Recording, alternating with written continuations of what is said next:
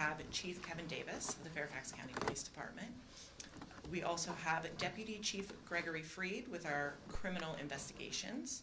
And joining us from Arundel County Police Department, we have Captain Scott McAlear, there we go, got it wrong, with the commander of the Southern District.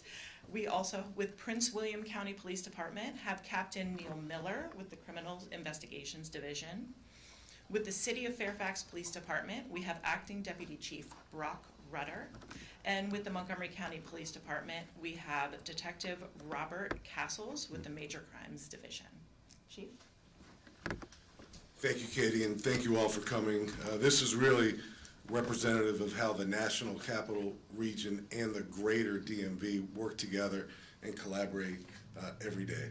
And you would think that eventually these criminals would wake up and realize that the world around them has gotten much, much smaller of late, thanks to our relationships, thanks to our advancements in technology, and really thanks to the tenacity of detectives assigned to all these police departments that you see before you to pursue justice for victims. So when I think of serial criminals and the people who are going to be introduced to you today who have been arrested, they are certainly serial criminals. I think that of them as odds makers of sorts. They know what they're going to do. They have a plan. They map out the locations where they're going to hit, and then they make decisions. They make business decisions. Where are we going to go? Do we have access to major highways? How quickly can I leave one jurisdiction and go to the next? They count on the fact that interoperability is what it used to be. Well, it's much better now than ever, and that's why we're standing here today. So these odds makers contemplate the crime they're going to commit. They go in. Some people may look at this as a property crime or a nonviolent crime. I look at it just the opposite. There are people in these Ulta stores that have been hit in all of our jurisdictions who are simply there, law-abiding citizens, and they're shopping, and they are exposed to the trauma of having to witness these criminals come in with masks, with gloves, armed with heavy-duty hammers, and smash out these display cases before they take what they intended to take and make off. So a lot of people are victimized by these types of crimes. It's not a property crime. It's not a victim-less crime. And as the conversations surrounding retail crime continue in our greater area to include organized retail crime, I think we have collectively heard from our communities loud and clear, we don't want to decriminalize crime. So the folks that have been caught with this need to face a swift and certain consequence from the rest of the criminal justice system. We've collectively done our jobs, and now we're going to rely on the rest of the criminal justice system to do their jobs and prosecute these defendants to the greatest extent of the law. I'm going to show the video first, and then Deputy Chief Greg Freed will be the first one to speak from Fairfax County, and then we'll go to Arundel County first because I think they have some breaking news, but let's go to the video first.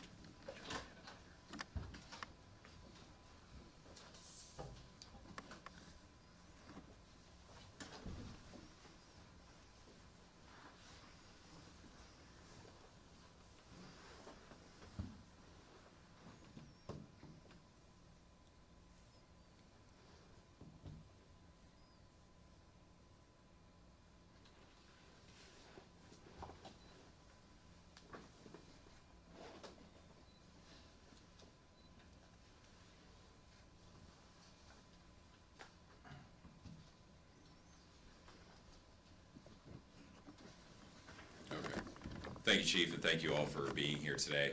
I think that video speaks for itself. It was a little lagged as it was playing, but you can see how in a very short amount of time they were in that store, stole the high-end fragrances, and made away from the store. Their acts were brazen across multiple jurisdictions over a 4-month span in the Washington metropolitan region. As you saw on this, we have them involved in at least, if not more, in the investigation. It's continuing 15 cases across these multiple jurisdictions, 7 of which just in Fairfax County. We estimated this time the value stolen was in excess of $180,000, and in Fairfax County alone, $50,000. So what they would do dark clothing, masked up. They began by coming in and being able to just steal the high-end fragrances. Also some hair straighteners and items like that. Ulta, their organized retail team, which has been a phenomenal partner in this investigation and absolutely vital in solving this, they took proactive measures to secure the high-end fragrances to prevent them from being taken. This crew then escalated and started using, as the chief had mentioned, and there's a picture here in the video, this hammer here. They would go in and smash out. While people, broad daylight, are in there shopping with their families, they would go in with tools like this and smash out the glass cases, startling everybody in the store, and grab as much as they could and make away. Most recently, on a case that they were involved on March 18th in Montgomery County, Maryland, one of the offenders involved lifted his waistband and showed that he had a firearm.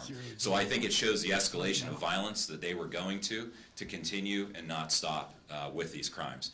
With the exceptional work of our patrol officers, our detectives, our Tyson's Urban team, as I mentioned, Ulta's organized retail team, our Organized Crime and Intelligence Bureau, our Auto Crimes Enforcement team, we were able to track these individuals. They had 2 stolen vehicles that they were using. And for anyone who has any doubt or any question about the vital importance in criminal investigations of flock and LPR cameras, let this be one case of many that is an example of how it is absolutely imperative to have these resources in your jurisdiction to be able to solve crimes and solve crimes quickly. Here's a case where violence was escalating in these cases, but with the use of flock and through our investigation and working with all of our regional partners that were here, we were able to make apprehension of these 3 individuals that are listed here. You see the 2 that are adults, and they're involving a 17-year-old juvenile in these cases that they've been involved with across the region. So we were able to track them. Also, thank you to the assistance of the Metropolitan Washington Police Department, we were able to track them in the district. They were able to flee and make away, but we were, through flock cameras and tracking, able to follow them into Anne Arundel County. We notified Anne Arundel County Police, and they took them into custody. They are being currently held in Maryland, facing charges there related to thefts and being involved with a stolen vehicle. They face charges in multiple jurisdictions throughout Maryland and Virginia. After they answer for those charges, they'll be brought back here to Virginia, extradited back, and face for the charges here. The span of these crimes happened, that we know at this time, from November 15th to March 18th, and they were captured on March 24th, as I mentioned, in Anne Arundel. We believe that they are involved in many additional cases, and our detectives are working to connect those dots and place additional charges as they become available. I would also like to take this opportunity, and the chief mentioned it the other day, here we are again, but to mention Connect Fairfax County. Businesses, community members can link their cameras, their security cameras, register it with the police department, or also provide access to it. Anything that we can do to get information on offenders committing crime in our community is absolutely imperative, and that's another opportunity to do that. So I want to thank our regional partners for being here, and the work of all of our detectives putting in the effort to bring this case to a resolution, and I'm going to pass it to Anne Arundel County to talk about some details. Thank you, I appreciate that. Good morning, everyone. As Chief Davis mentioned, regional crime crews used to enjoy the ability to cross state lines, county borders, and municipal jurisdictions to commit their crimes. And as today highlights, with technology in our regional network, we're able to stop that, and that ends now. For Anne Arundel County's part on this, our investigators have been able to go back and track this crew as far back as August of last year in Anne Arundel County. And we're now at a total of 9 cases of this type, with a loss value of over $107,000 in items taken. On the day where we were notified by our partners in Fairfax County earlier this week, I'm proud to say that the members of Southern District's Platoon Team 3 were able to respond to the Annapolis Mall in a coordinated effort. They located the vehicle and set up on it with the assistance of our air assets and our canine teams.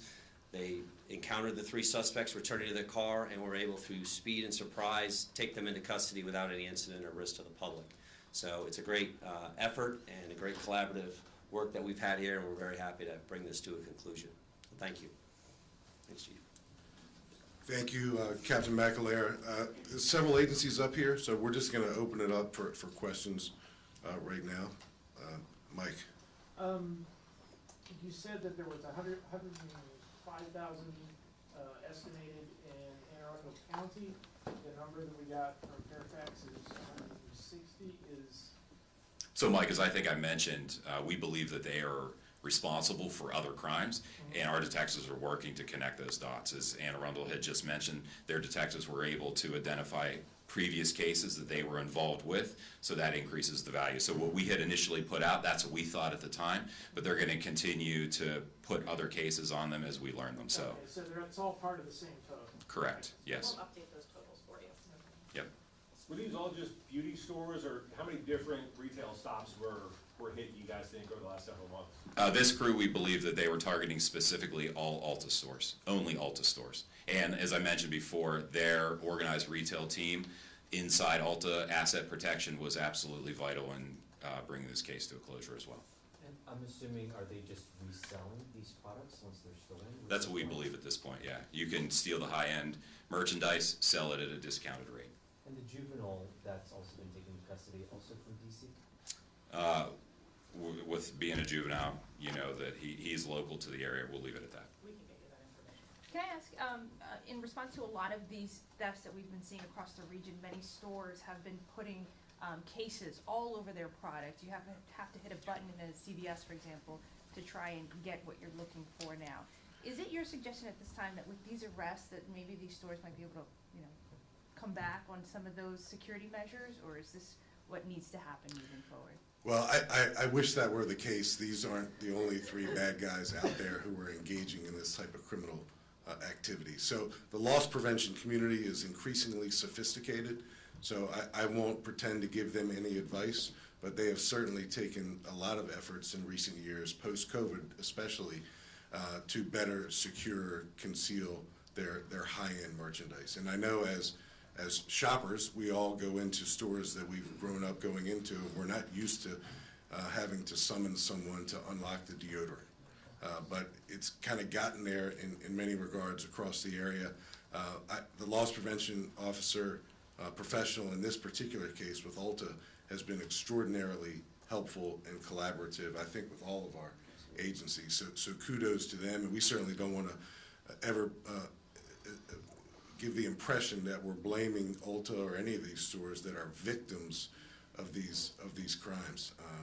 And again, and Chief Freed mentioned it, and I said it earlier, every person who was in that store when this crime occurred is also a victim, whether they suffered a loss or not, because those folks are probably not returning to any store anytime soon because they were in harm's way because of these violent criminals. So the loss prevention community stepped up, and they'll continue to step up. We mentioned crime solvers in the Washington metropolitan area. It's crime solvers in the Baltimore metropolitan area where Anne Arundel falls. It's crime stoppers. I can't remember too many phone numbers at once, but I know 1-866-411-TIPS is crime solvers. Crime stoppers is 1-877-LOCKUP. 18667. I was close. 1-867-LOCKUP. So whether you call crime solvers or crime stoppers, there are more folks out there that we need to identify. Yes, do you be able to follow up, and then Paul? Yeah, and I apologize because I missed the first half of the news conference, so I deeply apologize. But did you say any more about what was it that finally led to their apprehension, and why Ulta being targeted? Ulta, they sell high-end fragrances. What led to their apprehension are existing relationships. Technology such as flock safety license plate readers was instrumental in this as well. And then our ability to take advantage of other law enforcement technologies that we were able to, with the help of several other jurisdictions, and Chief Freed mentioned the Metropolitan Police Department of Washington, D.C., finally know that they were heading to Anne Arundel County. Anne Arundel County really put a team together very quickly and made some significant apprehensions. So they put the handcuffs on these folks, but a lot of work by all of our agencies, Fairfax City, Montgomery County, Prince William County. We've all the detectives have been working together since day one. Thanks. And then we'll do Paul and then Matt. Can I get you to go a little deeper on that? Because I'm reading this and it says, the Fairfax County Auto Crimes Enforcement Detectives, with the assistance real-time crime center alerted Anne Arundel County. Yeah. So how did you do that? Well, flock safety, Just go a little deeper than that. So is this where you have a suspected car, where you have a tag, and that you have asked for alerts from tag readers? Is that how this happened? so license plate readers are instrumental. And today's license plate readers aren't the license plate readers that you and I were introduced to years ago. They have additional technologies, AI technologies attached to their systems. So when we are looking for a car, even if we don't have the tag number, we might have just the make, just the model, just the color. We might have a front left fender that's damaged. We are now able to enter in those particulars into a sophisticated license plate reader platform that allows us to more quickly identify these cars, because we all know that bad guys change tags. So, but if we still have the blue four-door sedan with a defect to the left front fender, that will send us an alert.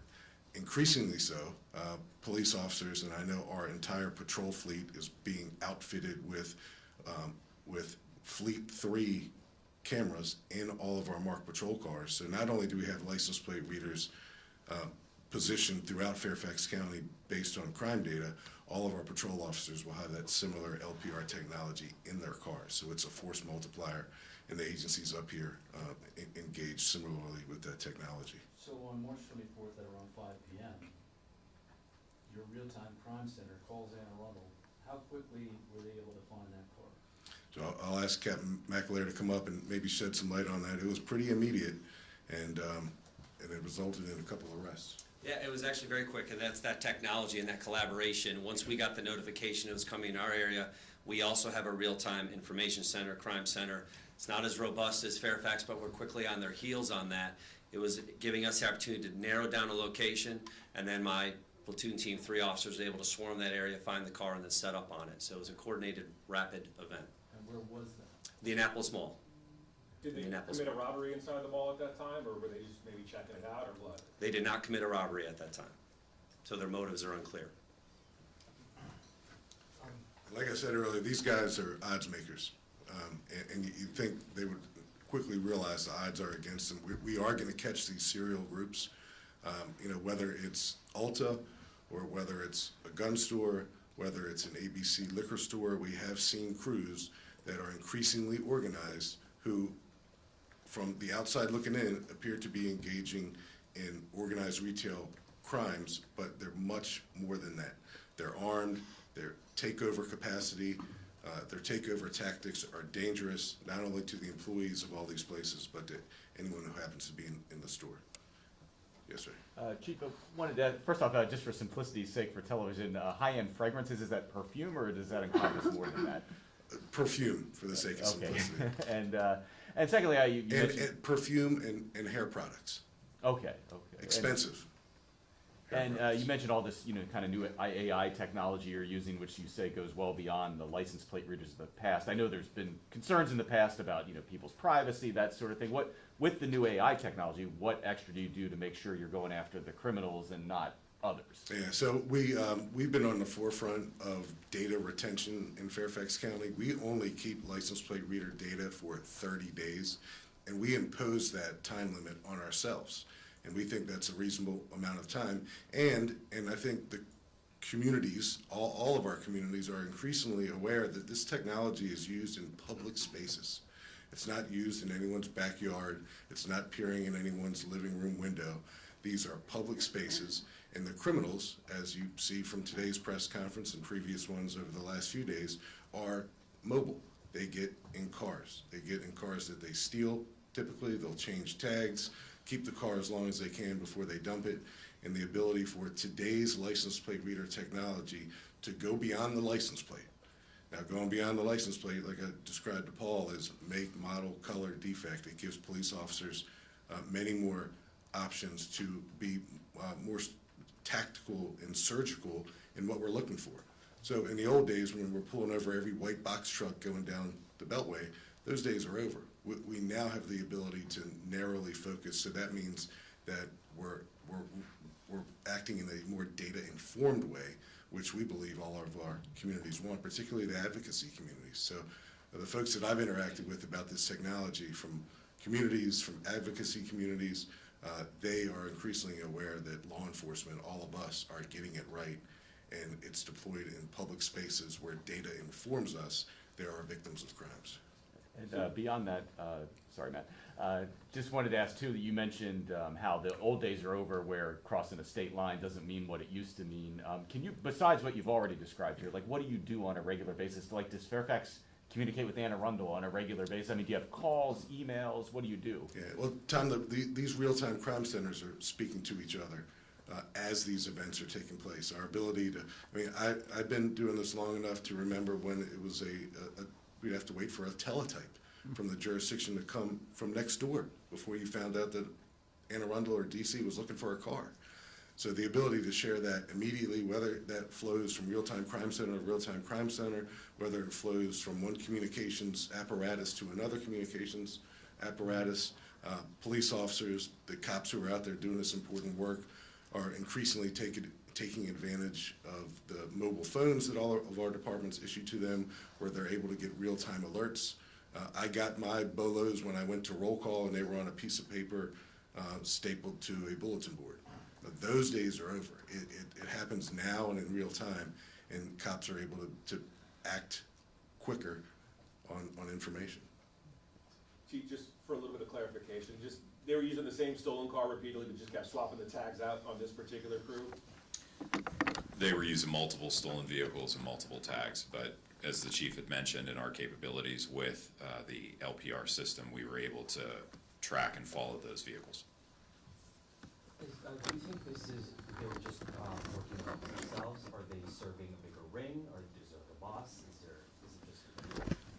At this time, we believe it's these three involved, but as we mentioned, we believe they're responsible for additional cases. We're trying to get information on that. As the chief had mentioned, I won't even attempt to say the Crime Solvers or Crime Stoppers number, but we ask that if anyone has any additional information, to please reach out to our detectives and provide that information to us to help further this investigation. Are there any other recommendations that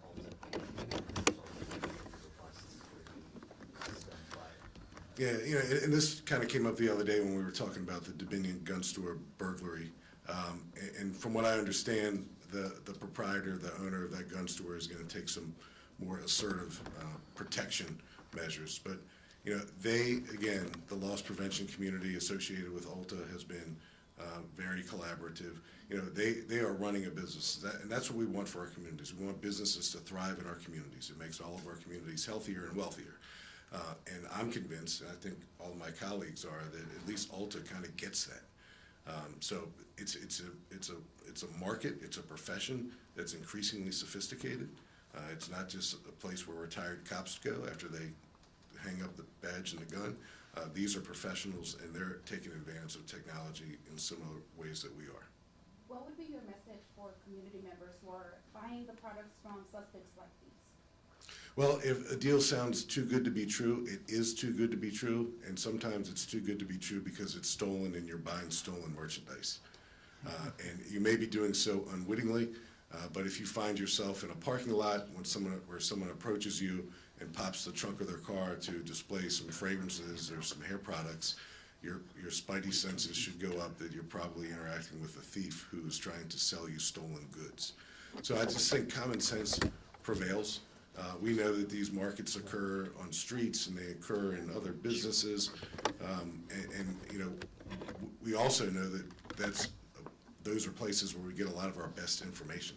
So if someone's watching this right now who undoubtedly will call us, 1-866-411-TIPS, and tell us that they were approached at location X, which will give us an idea of where to go and identify possibly a place where these stolen goods are being fenced. Because being able to identify a fencing operation enhances criminal charges. The bar, at least in Virginia, is pretty high to charge someone with organized retail crime. That's why we've only been able to do it maybe half a dozen times in the last 2 years. It requires us to prove a fencing operation, and that's a high bar. But the legislation exists, and we're grateful for it. We just think that over time, that law probably needs to be rewritten to be a little bit more public safety friendly. Paul, did you have a follow-up? Not follow, I have an off-topic question. Okay, I would do that at the end. Of course you do. Off topic. Is that, anybody done with Alta? Done? All right, Paul, then Matt. Two questions. Virginia is now allowing judges to put governors on reckless drivers' cars. What do you think of that? Good. Good. I think anything that can be done, whether it's automated traffic enforcement or governors on cars of people who have proven again and again and again that they drive recklessly, aggressively, they tailgate, they speed, they make unsafe lane changes, they drive distracted or drunk or high. I think anything that the government can do to change those behaviors should be fair game, because after all, it's not a right that any of us have to drive a car, it's a privilege. The other question is, you fired an officer named Wes Bishop, who was convicted, sentenced to prison, and then the governor commuted his sentence. Do you have any comment on that? So I released a written comment that day. I don't know if it made its way to you. 2 or 3 sentences, and we can put it out. And what I said, I'll try to summarize what I said. My explanation will probably be longer than my 2 sentences. That the criminal justice system has many different facets to it. And one of the pieces of our criminal justice system in America is for certain persons, based on their elected capacity, to commute or pardon. And I respect that as part of America's criminal justice system. So that's how I feel about that. Matt? Yesterday, Governor Glenn Youngkin with top Trump administration officials announced the arrest of an MS-13 gang leader in Prince William County. And during that time, he mentioned his wanting to amend the budget to withhold money to local jurisdictions or so-called sanctuary cities. Can you clarify where Fairfax County stands when it comes to ICE detainers and your reaction to even the idea of withholding funding? Yeah, Matt, I did not see that press conference, but I'll tell you this, I'm really proud of our gang unit in Fairfax County. It's undoubtedly Northern Virginia's largest gang unit, and they work with detectives from other agencies in Northern Virginia and beyond as well. So our capacity to put down or close murders and robberies and other crimes committed by gang members is something that we've always been committed to. The conversation about immigration enforcement that's happening now, present tense in America, is something that, from a local policing perspective, we do not enforce federal immigration laws as the Fairfax County Police Department. The crimes that we're tasked with investigation are murders and rapes and robberies and assaults and burglaries and thefts and auto thefts and all those crimes that impact all of our communities every day. And I've long respected the role of the federal government when it comes to investigating federal crimes in their purview. So, any assistance that we can provide to any federal law enforcement is something that we've been doing for many, many years when it comes to criminal investigations. But Fairfax County Police Department, or Fairfax County police officers rather, do not enforce immigration laws. There's no database. I can't grab my police radio and check on anyone's immigration status in this room. And the reason why is it's because that's not what we do. We're a proud local police department that serves our community, and the crimes that we are tasked with tackling are crimes that impact our communities each and every day. And then there's another piece to it all where we need people, and I've mentioned crime solvers a couple times and Crime Stoppers. We are very comfortable with the fact that folks who live and work and play in Fairfax County are generally, and we can prove this with data that we collect, are generally comfortable telling us about a crime, telling us about a suspect, telling us about a particular circumstance that we may not know about. So we don't want to engage in any efforts that would deteriorate the trust that our community members have in our police department. So I hope that doesn't sound too wishy-washy. The Fairfax County Police Department enforces state and local laws. The federal law enforcement agencies enforce federal laws, and that has been the case for many, many years, and I don't have any reason to believe that that'll necessarily change in a way that will impact how Fairfax County police officers do their job every day. Youngkin has this impression that Fairfax County is not cooperating at all with immigration enforcement. Is he overstepping the idea of trying to withhold money? Yeah, it's hard to comment on a press conference that I didn't see, and maybe I'll take a look at that. But some of the questions, and I understand the questions, are political questions.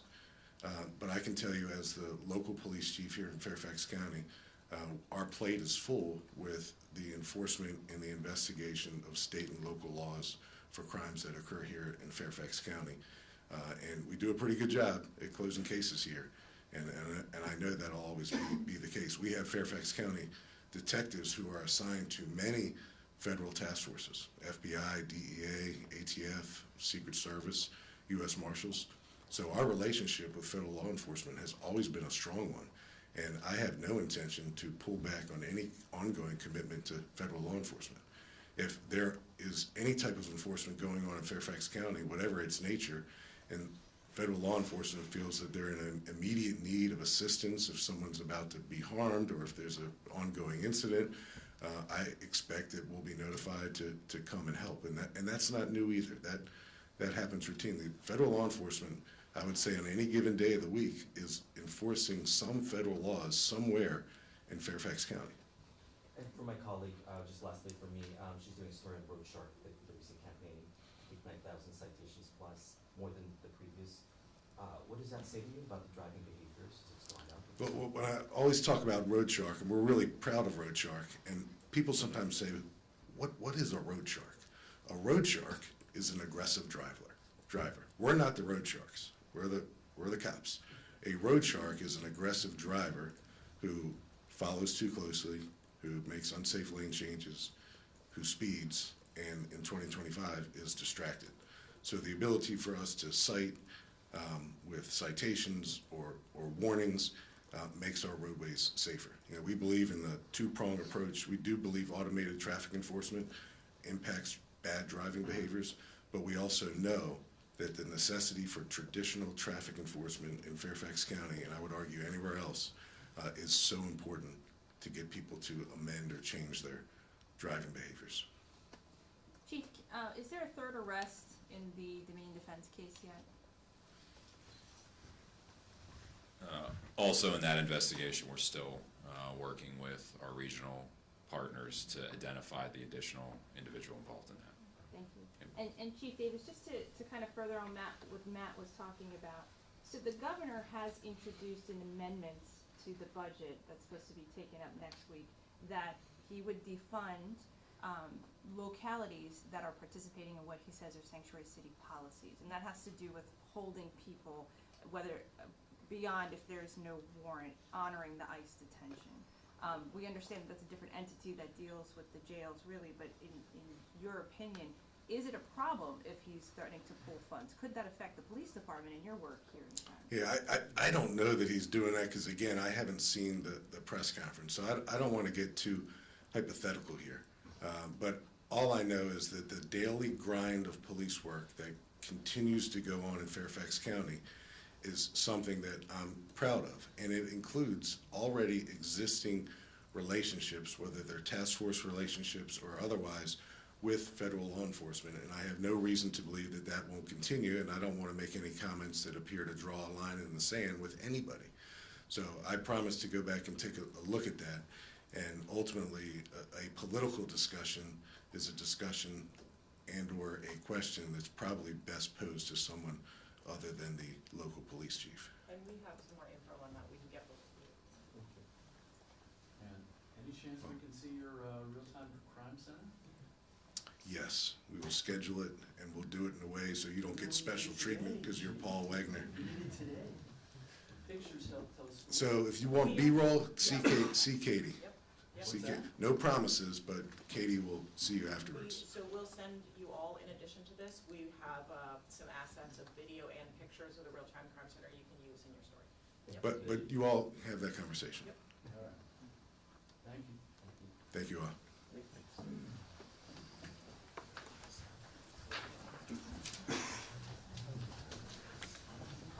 All right, thank you all for coming out today. We went over a lot of information today. We will be posting the release with all of the pictures and videos that we showed you here today on our blog and on our YouTube channel. In addition, we'll be able to provide you links into some of the questions you asked for about business surveys. So if you have a smaller business in the area or in any of these jurisdictions, you can call crime prevention specialists to come in and help walk you through some of those things.